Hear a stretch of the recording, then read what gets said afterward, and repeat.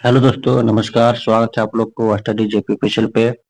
आज मैं लेकर के आया हूँ आपके लिए झारखंड के 50 महत्वपूर्ण प्रश्न जो पिछले एग्जाम में पूछा गया है और आगामी होने वाली प्रतियोगिता परीक्षा में पूछे जाने की पूर्ण संभावना है।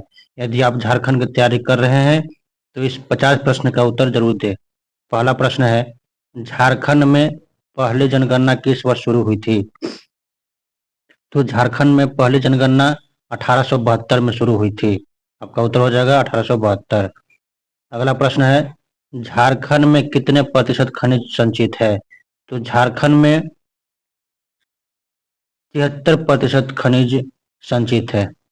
अगला प्रश्न है, झारखंड का पहला मुख्यमंत्री कौन था?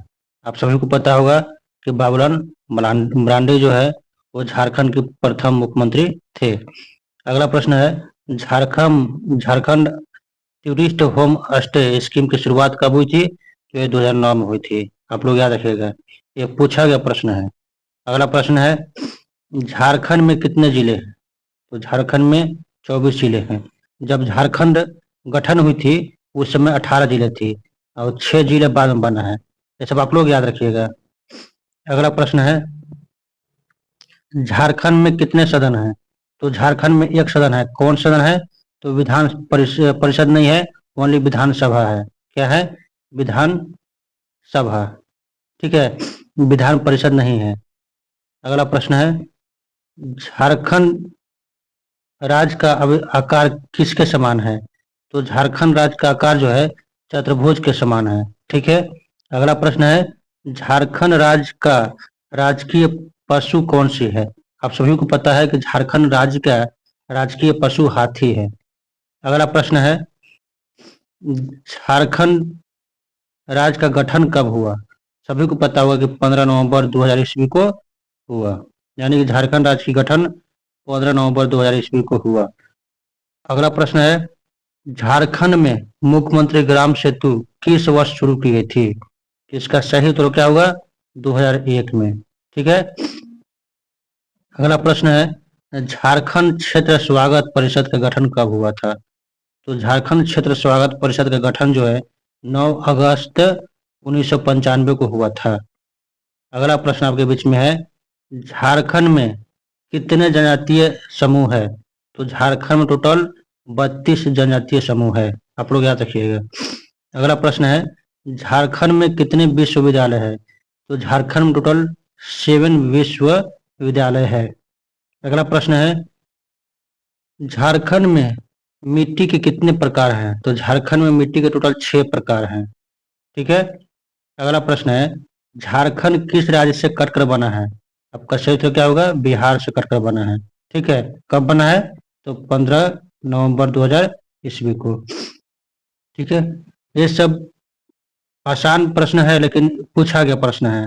आप लोग कमेंट बॉक्स में बताइए कि आप कितना प्रश्न का सही उत्तर दे पाए हैं। तो चलिए अगला प्रश्न है, झारखंड का स्थापना दिवस कब होता है? तो ये 15 नवंबर को होता है। ठीक है। अगला प्रश्न है, झारखंड बनते समय राज्य में कितने जिले थे? आप लोग को मैं बताया हूँ पहले कि झारखंड में जब राज्य गठन हुआ था उस समय 18 जिला था और बाद में 6 बना है। टोटल 24 जिले हैं। अगला प्रश्न है, झारखंड में छोटा नागपुर टेनेसी कानून किस वर्ष बनाया गया था? तो ये 1908 में बनाया गया था। कब बनाया गया था? 1908 में। छोटा नागपुर टेनेसी कानून जो है भूमि संबंधी कानून। अगला प्रश्न है, झारखंड में सर्वाधिक महिला साक्षरता वाला जिला कौन है? तो झारखंड में सर्वाधिक महिला साक्षरता वाला जिला जो है वो रांची है। ठीक है। कौन है? रांची है। आपका ऑप्शन रांची हो जाएगा। अगला प्रश्न है, हुंडरू जलप्रपात किस जिले में है? वो रांची में है। कहाँ है? रांची जिला में है। अगला प्रश्न है, झारखंड राज्य के प्रथम मुख्यमंत्री का नाम क्या है? सभी को पता है, बाबूलाल मरांडी। अगला प्रश्न है, जतरा टाना भगत ने किस वर्ष शुद्ध आंदोलन की शुरुआत की थी? तो जतरा टाना भगत जो है 1914 में जो है शुद्धि आंदोलन की शुरुआत की थी। ठीक है। अगला प्रश्न है, मैथन जल विद्युत केंद्र झारखंड के किस जिले में स्थित है? तो मैथन जल कहाँ है? वो धनबाद में है। कहाँ है? धनबाद में है। अगला प्रश्न है झारखंड में अनुसूचित जातियों का प्रतिशत कितना है? तो 12.1% जो है क्या है, अनुसूचित जाति की प्रतिशत है। अगला प्रश्न है झारखंड में चावल अनुसंसाधन केंद्र किस जिले में है? तो ये हजारीबाग में है। कहाँ है? हजारीबाग में है। अगला प्रश्न है झारखंड का शिमला किसे कहते हैं? तो रांची को जो है झारखंड को शिमला कहा जाता है। अगला प्रश्न है रांची विश्वविद्यालय की स्थापना किस वर्ष हुई थी? तो रांची विश्वविद्यालय की स्थापना 1960 ईस्वी में हुआ था। अगला प्रश्न है आपके सामने गंगा नदी झारखंड के किस जिले में बहती है? तो एकमात्र जिला है साहेबगंज जिससे गंगा नदी बहती है। क्या हो जाएगा आंसर? साहेबगंज। अगला प्रश्न है झारखंड में पुलिस मैनुअल किस वर्ष लागू हुआ था? तो झारखंड में 1861 ईस्वी में पुलिस मैनुअल लागू हुआ था। अगला प्रश्न आपके सामने है झारखंड के एकमात्र कृषि विश्वविद्यालय बिरसा कृषि विश्वविद्यालय की स्थापना कब हुई थी? तो इसका उत्तर हो जाएगा 1980 में। कब हुई थी? 1980 में। अगला प्रश्न आपके सामने है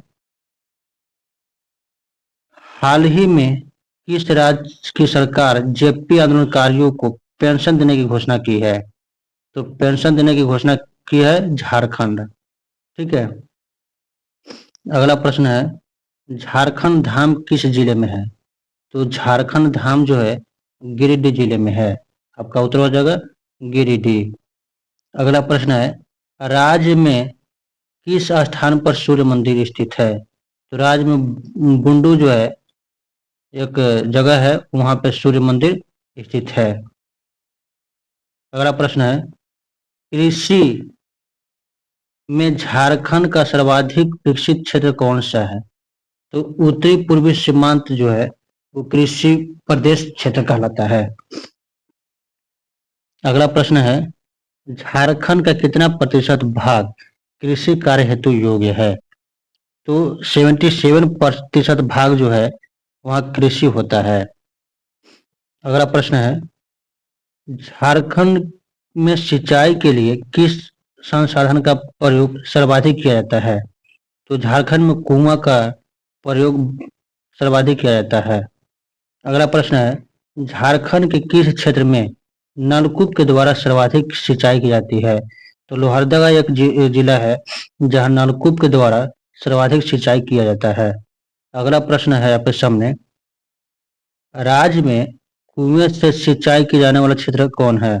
तो गुमला जिला में कुआं से ज्यादा सिंचाई होती है। अगला प्रश्न है झारखंड में लोहे इस्पात के उत्पादन कब शुरू हुआ था? तो 1913 में जो है लोहा उत्पादन का शुरुआत हुआ था। अगला प्रश्न आपके सामने है झारखंड में एल्यूमिनियम उद्योग की स्थापना कब हुई थी? तो झारखंड में एल्यूमिनियम उद्योग की स्थापना 1937 में हुई थी। कब हुई थी? 1937 में हुई थी। अगला प्रश्न है रांची में एचईसी का कारखाना किस देश के सहयोग से लगाया गया था? तो एक देश का नाम है चेकोस्लोवाकिया, उस देश के सहयोग से कारखाना लगाया गया था। अगला प्रश्न है किन चट्टानों को धात्विक खनिज का भंडार कहा जाता है? तो धारवाड़ यूगन चट्टान जो है उसको धात्विक खनिज का भंडार कहा जाता है। अगला प्रश्न है झारखंड राज्य में साइंस सिटी की स्थापना कहाँ की जा रही है? तो रांची में साइंस सिटी का स्थापना की जा रही है। अगला प्रश्न है किस देश के सहयोग से रांची में फाउंड्री फोर्ज संयंत्र कारखाना स्थापित किया है?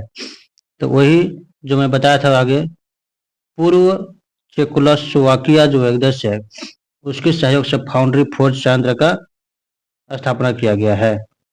अगला प्रश्न है झारखंड में किस नदी पर तिलैया जल विद्युत परियोजना स्थापित है? तो बराकर नदी पे तिलैया जल विद्युत परियोजना स्थापित है।